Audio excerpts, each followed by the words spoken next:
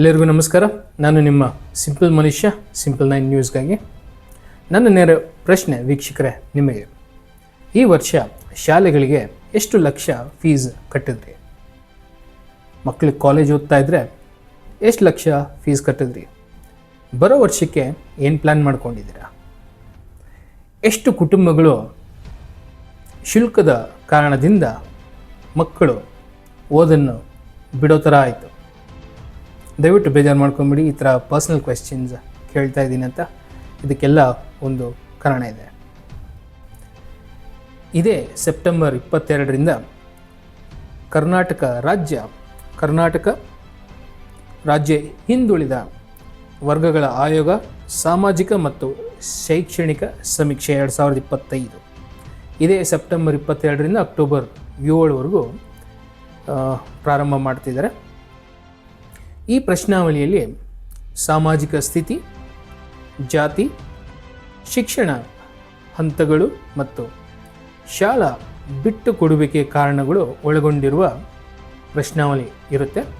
ಹತ್ತತ್ರ ಒಂದು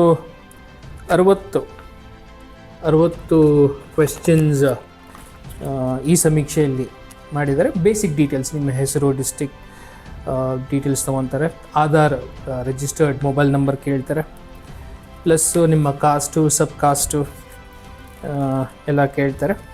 ಸೊ ಎಲ್ಲ ಪ್ರಶ್ನೆಗಳು ಸರಿ, ಯಾಕಂದರೆ ಸರ್ಕಾರ ಹತ್ರ ಒಂದು 400 ಕೋಟಿವರೆಗೂ ಖರ್ಚು ಮಾಡ್ತಾಯಿದೆ ಈ ಒಂದು ಸಮೀಕ್ಷೆಗೋಸ್ಕರ. ಈ ಸಮೀಕ್ಷೆಯಲ್ಲಿ ಕರ್ನಾಟಕದ 7 ಕೋಟಿಗಿಂತ ಹೆಚ್ಚು ಜನರು ಕವರ್ ಮಾಡಿ ಅಪ್ಡೇಟ್ ಮಾಡ್ತಾರೆ.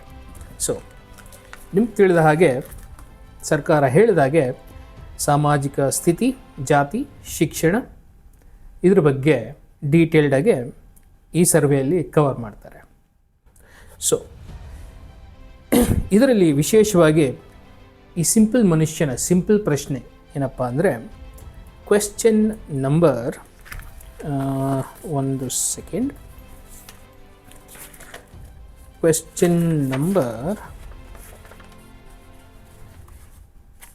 21. ಈ ಕ್ವೆಶ್ಚನ್ ನಂಬರ್ 21 ಈ ಸಮೀಕ್ಷೆಯಲ್ಲಿ ಏನು ಕೇಳುತ್ತೆ ಅಂದರೆ, ಶಾಲೆ ಬಿಟ್ಟಿದ್ದರೆ ವಿವರಗಳು 6 ವಯಸ್ಸಿಂದ 16 ವರ್ಷದವರೆಗೆ. ಓಕೆ, ಅದಕ್ಕೆ ಆಪ್ಷನ್ಸ್ ಹತ್ರ ಒಂದು 23 ಆಪ್ಷನ್ಸ್ ಕೊಟ್ಟಿದ್ದಾರೆ. ಮೊದಲನೇದಾಗೆ ಬಡತನ, ಆರ್ಥಿಕ ಸಮಸ್ಯೆ, ಇದರಿಂದ ಏನಾದರೂ ಶಾಲೆಗಳು ಬಿಡೋ ಥರ ಕಾರಣವಾಯ್ತಾ? ಇಲ್ಲ ಶಿಕ್ಷಣ ಸಂಸ್ಥೆ ದೂರ, ಶಾಲೆ ಸಮಯ ಅನಾನುಕೂಲ, ಪಾಠ ಅರ್ಥವಾಗದೇ ಇರುವುದು, ಪೋಷಕರಿಗೆ ಇಷ್ಟವಿಲ್ಲ, ಉದ್ಯೋಗ ಭರವಸೆ ಇಲ್ಲವೆಂದು, ಈ ರೀತಿ ಅನೇಕ ಆಪ್ಷನ್ಸ್ನ ಕೊಟ್ಟಿದ್ದಾರೆ. ಇದರಲ್ಲಿ ಈ ಸಿಂಪಲ್ ಮನುಷ್ಯನ ಸಿಂಪಲ್ ಪ್ರಶ್ನೆ ಏನಪ್ಪ ಅಂದರೆ, ಶಾಲೆ ಮತ್ತು ಕಾಲೇಜ್ ಶುಲ್ಕದ ಏರಿಕೆಯಿಂದ ಈ ಒಂದು ಪ್ರಶ್ನೆಯನ್ನು ಸೇರಿಸಬೇಕು ಅಂತ. ಯಾಕೆ ಅಂದರೆ, ಒಂದು ರಿಪೋರ್ಟ್ ಹೇಳ್ತೀನಿ ನೋಡಿ. ಈ ರಿಪೋರ್ಟು CAG ಆಡಿಟ್ ಮಾಡ್ತಾರೆ. ಯಾವಾಗ? 2020-21ರಲ್ಲಿ. ಓಕೆ, ಈ CAG ಆಡಿಟ್ ಪ್ರಕಾರ ಪ್ರೈವೇಟ್ ಅನ್ಎಡೆಡ್ ಸ್ಕೂಲ್ಗಳು, ಅದು ಕೋವಿಡ್ ಸಮಯದಲ್ಲಿ 345.8 ಕೋಟಿ ಅಧಿಕ ಶುಲ್ಕವನ್ನು ತೆಗೆದುಕೊಂಡಿದ್ದಾರಂತೆ. ಓಕೆ, ಸೊ ಲೇಟೆಸ್ಟ್ ರಿಪೋರ್ಟು ಹೇಳ್ತೀನಿ ನೋಡಿ.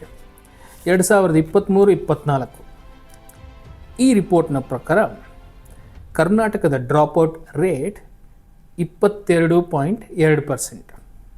ಓಕೆ, ನ್ಯಾಷನಲ್ ಆ್ಯಾವ್ರೇಜ್ ಬಂದ್ಬಿಟ್ಟು 14.1%.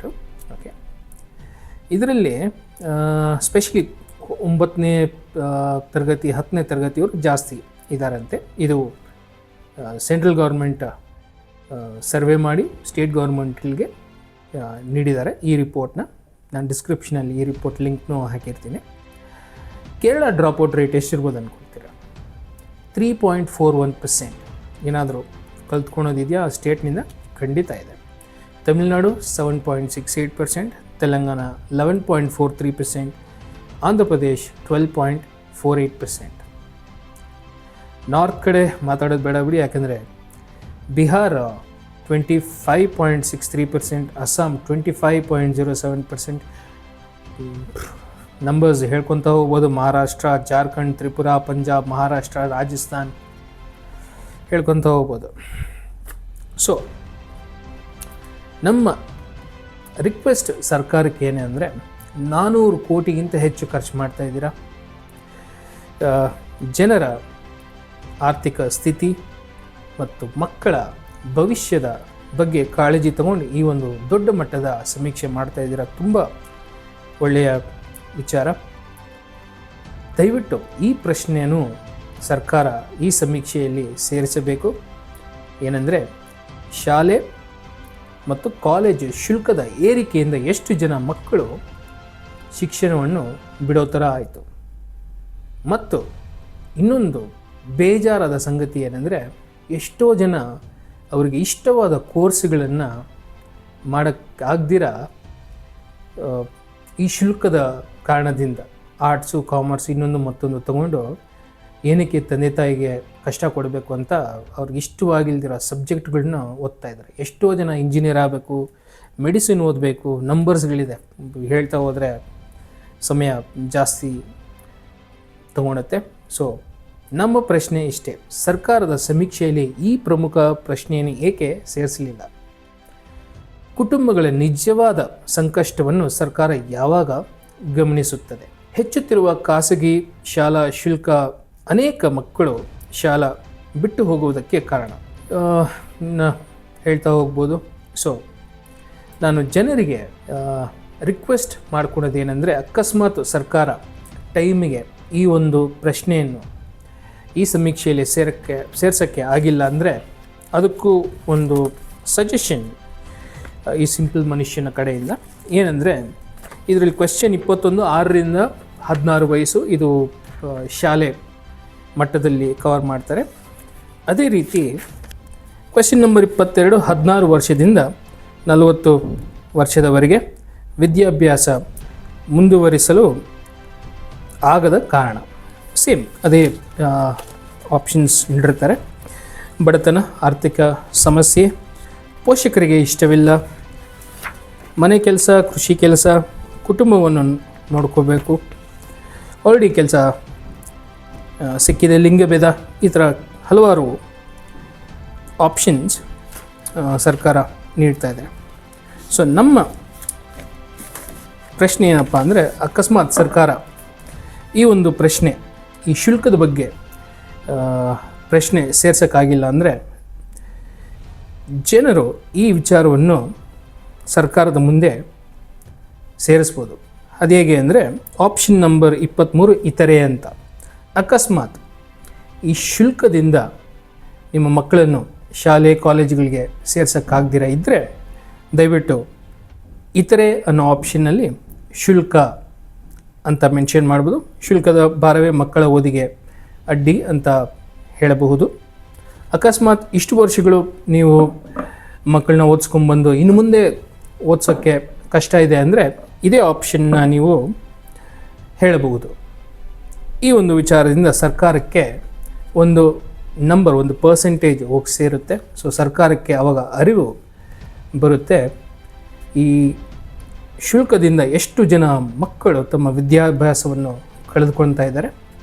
ಇನ್ನೊಂದು ವಿಚಾರ ಏನಪ್ಪ ಅಂದರೆ, ಹಲವಾರು ಗ್ಯಾರಂಟಿಗಳು ನಾವು ನೋಡ್ಕೊಂಡ್ಬಂದಿದ್ದೀರಿ.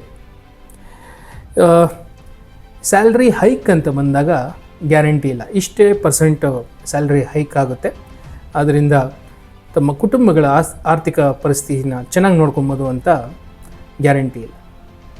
ಆದರೆ ಒಂದು ಮಾತ್ರ ಗ್ಯಾರಂಟಿ ಈ ಸಮಯದಲ್ಲಿ ಅಂದರೆ, ಫೀಸು ಪ್ರತಿ ವರ್ಷ 10-15ಗಿಂತ ಜಾಸ್ತಿ ಪರ್ಸೆಂಟೇಜ್ ಆಗ್ತಾಯಿದೆ. ಸರ್ಕಾರದ ಕಡೆಯಿಂದ ಯಾವುದೇ ರೀತಿ ಈ ಒಂದು ಪ್ರೈವೇಟ್ ಸೆಕ್ಟರ್ಸ್, ಶಿಕ್ಷಣ ಸಂಸ್ಥೆಗಳ ಮೇಲೆ ಯಾವುದೇ ಕಾರ್ಯ ತೆಗೆದುಕೊಳ್ತಾ ಇಲ್ಲ. ಸೊ ಇದೊಂದು ಸುವರ್ಣ ಅವಕಾಶ ಕರ್ನಾಟಕದ ಜನತೆಗೆ ಈ ಒಂದು ವಿಷಯವನ್ನು ಸರ್ಕಾರಕ್ಕೆ ಮುಟ್ಟುವುದಕ್ಕೆ.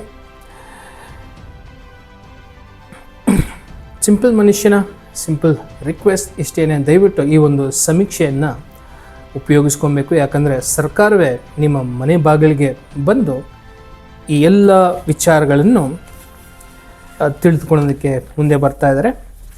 ಸೊ ಅದಕ್ಕೋಸ್ಕರ ಸಿಂಪಲ್ ಮನುಷ್ಯನ ಸಿಂಪಲ್ ರಿಕ್ವೆಸ್ಟ್ ಇಷ್ಟೇನೆ, ದಯವಿಟ್ಟು ನಿಮಗೆ ಆಗುತ್ತಿರುವ ಈ ತೊಂದರೆಗಳ ಬಗ್ಗೆ ಹಂಚ್ಕೊಬೇಕು. ಇನ್ನೊಂದು ಬೇಜಾರಾದ ಸಂಗತಿ ಏನಪ್ಪ ಅಂದರೆ, ನಮ್ಮ ನ್ಯೂಸ್ ಚಾನಲ್ ಇದುವರೆಗೂ ಒಂದು 10 ಲಕ್ಷಕ್ಕಿಂತ ಹೆಚ್ಚು ಜನ ನೋಡ್ತಾ ಬಂದಿದ್ದಾರೆ, ಆದರೆ ಸಬ್ಸ್ಕ್ರೈಬರ್ಸ್ ಮಾತ್ರ ಕಮ್ಮಿ ಇದ್ದಾರೆ. ಸೊ ನಿಮಗೆ ಈ ವಿಚಾರ ಸರಿ ಅನಿಸಿದ್ರೆ ದಯವಿಟ್ಟು ಸಬ್ಸ್ಕ್ರೈಬ್ ಕೂಡ ಮಾಡ್ಕೊಳ್ಳಿ ಮತ್ತು ಈ ವಿಚಾರ ಎಲ್ಲರಿಗೆ ಸೇರಬೇಕು. ಯಾಕಂದರೆ ಈ ಒಂದು ಸಮೀಕ್ಷೆಯಿಂದ ನಮ್ಮ ಕರ್ನಾಟಕ ಜನತೆಗೆ ಒಳ್ಳೆಯದಾಗುವ ಎಲ್ಲ ಲಕ್ಷಣಗಳು ಕಾಣಿಸ್ತಾ ಇದೆ.